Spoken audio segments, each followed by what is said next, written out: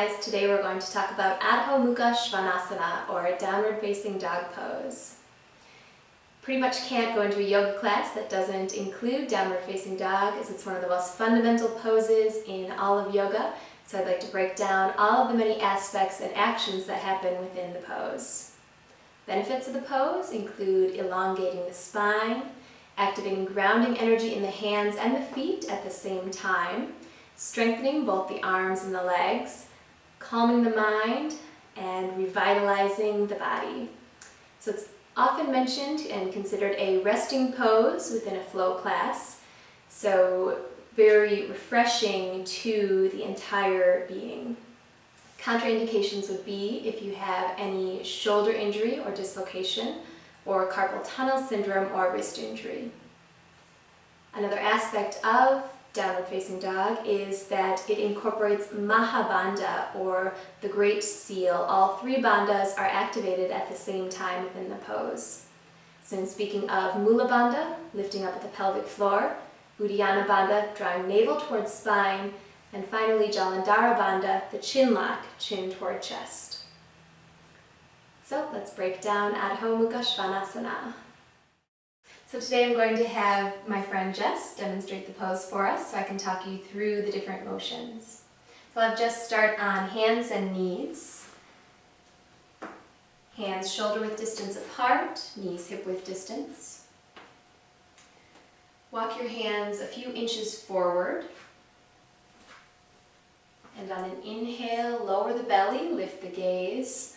Notice how her pelvis tilts forward. This is called a dog tilt. And we'll keep this tilt as we move into downward facing dog. Curl your toes under and exhale, press back, lifting the hips high to downward dog. So her pelvis stays tipped forward. Engaged Mula Bandha, lifting at the pelvic floor, long spine. So we'll start by taking a closer look at the hands and the arms.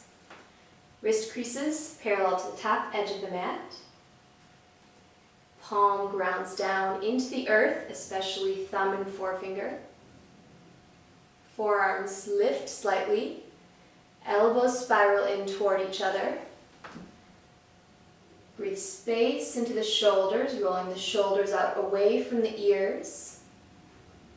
Long line of energy from the palms, traveling all the way up and out through the sit bones. To keep a straight spine, engage Uddiyana Bandha. And moving back to the legs. For beginners, I recommend that you keep your knees bent to focus on the long spine. And as you feel more comfortable in the pose, you can start to straighten the legs. Bringing a stretch into the hamstrings, calves, and ankles. So the thighs will roll in toward each other and press back. Outer edges of the heels start to ground down into the earth. For your drishti or gaze, for beginners, they're looking in between the feet or straight back at the horizon. For more advanced, you can bring your gaze toward your navel, engaging Jalandhara Bandha. So with all three bandhas engaged, we have a beautiful looking Adho Mukha Svanasana. Thanks, Jess, for demonstrating today. We'll see you soon. Namaste.